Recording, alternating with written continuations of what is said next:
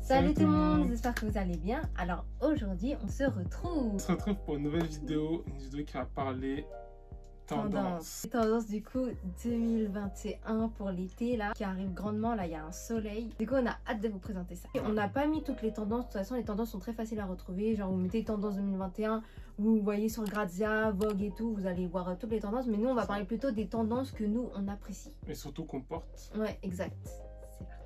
On commence tout de suite avec les premières tendances qui sont les bagues acryliques et en fimo. Ouais, exactement. Là, on les voit à peu près partout. Vraiment, que ça soit sur Instagram, Pinterest. On voit même des vidéos pour les faire, des DIY. Je kiffe acrylique, c'est mes préférés. Ouais, acrylique, c'est c'est un peu plus simple. Fimo, ça fait vraiment fait main, tu vois. C'est vraiment fait main. Et c'est fait exprès. Joe, il aime pas parce qu'il veut vraiment quelque chose de propre, assez épuré. Mais moi, genre, j'en ai fait du coup. Et on va aussi faire une vidéo. On va vous montrer comment faire, c'est vraiment très simple, t'achètes pas forcément cher. Du coup, voilà les bagues que j'ai fait. Voilà, c'est vraiment fait main, hein. Ça peut plaire, ça peut ne pas plaire. Voilà, genre vraiment très enfantin en fait, ça fait vraiment enfantin. La prochaine tendance, ça va être les vestes motards, ou plutôt les vestes racing. Ouais. Donc il y en a qui sont en cuir, il y en a qui sont en tissu polyester. Moi personnellement je préfère celle en cuir parce que je trouve que le rendu il est mieux. Moi j'aime bien, je trouve que ça dure même plus dans le temps. Et souvent les vestes motards c'est vraiment du vrai cuir parce que s'il tombe etc, faut que le cuir soit vraiment de bonne qualité, faut pas que ce soit du simili. Je pense que vous avez déjà vu dans une de nos vidéos, notre Way Vinted, on a chacun une veste motard. Ouais. Elle est en bleu, moi je l'ai en jaune. Et d'ailleurs on l'a payé vraiment pas cher. La particularité de ces vestes là, c'est vraiment les patchs. Ouais. T'en as avec des numéros, t'en as avec des inscriptions racing. Ouais. Après, il y a des grandes marques qui se sont appropriées aussi. Ouais, c'est ça, exactement. Il y a des écrits, par exemple, Lacoste qui en a fait une. T'as Supreme aussi qui ont mis leur marque dessus. Ouais. Et franchement, ça fait super bien. Moi, je trouve que c'est super propre. Hein. C'est pas forcément difficile à faire. Si vous voulez faire une vraiment personnalisée, vous en achetez une qui a pas forcément de patch mais qui a la forme. Et après, patch, si vous avez une machine à coudre, vous cousez.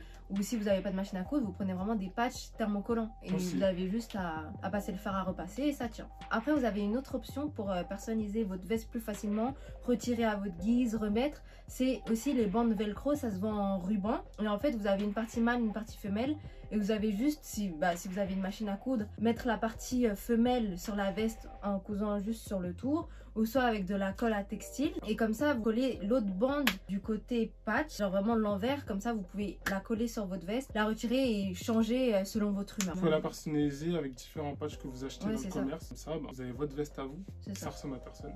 Prochaine tendance, ça va être les vestes universitaires. Alors, je pense que vous en avez vu passer au moins 10 000 photos Insta où les gens, ils en portent souvent en vert, en bleu, en jaune, en marron, en noir aussi. Donc, en vrai, ça se rapproche un petit peu des tendances vestes motards avec les patchs. Après, souvent les vestes varsity, c'est au nom des universités ou même des villes. Pittsburgh, etc. Ouais, la couleur. Ouais, la couleur. Et moi, je trouve que c'est grave stylé. Après, le mieux, c'est comme la veste motard, c'est porter oversize. Jamais serré. Une taille au-dessus. Ouais, vraiment une taille au-dessus pour faire vraiment un effet boule. Prochaine tendance, ça va être tout ce qui est patchwork, surfilage. Le patchwork, du coup, je vais vous le montrer parce que j'en porte.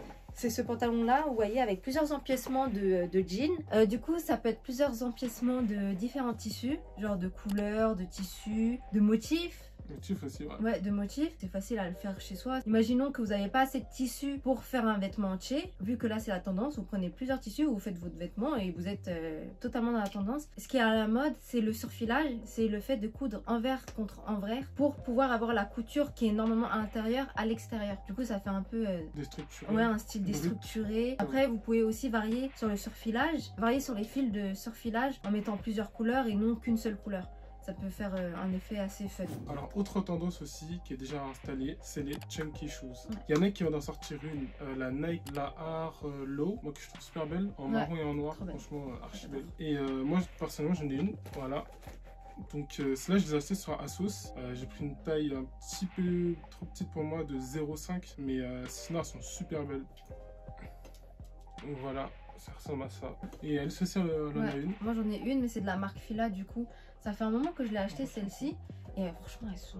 J'aime trop. La dernière tendance, on va parler des imprimés psychédéliques. Ouais. C'est un imprimé avec différentes formes. Souvent, c'est des formes qui s'utilisaient beaucoup dans les années 90, qui revient beaucoup à la mode aujourd'hui. Souvent, là, ce qu'on voit récemment, c'est tout ce qui est ondulation. Des vagues qui se superposent et avec des couleurs quand même assez flashy. Ouais, assez flashy. Genre, ça peut être du jean. Ça se fait au laser pour qu'il y ait une teinte en dessous qui fait du coup cette forme-là, tu vois, pour créer une autre teinte sur le jean. Vous voyez, les couleurs orange et rouge assemblées, même orange le marron, et jaune. Ouais, orange, marron. jaune. Ouais, c'est ça, exactement. C'est vraiment années 90. Cette tendance revient vraiment en force. N'hésitez pas à guetter un peu partout. Si vous savez pas forcément comment vous habiller avec ça, parce que je peux comprendre que ça soit compliqué, il y a beaucoup de couleurs et les motifs, ça peut faire peur un peu aux personnes. Mais allez sur Pinterest, vous mettez motifs psychédéliques, outfit, vous allez voir, franchement, il y a des bons trucs. Donc cette vidéo est finie, j'espère qu'elle vous aura plu. Donc n'hésitez pas à écrire dans la barre de commentaires quelles sont vos tendances à vous. N'hésitez pas à nous suivre aussi sur Instagram, sur Ordinaire Capuru. Et on se retrouve pour une prochaine vidéo. Peace.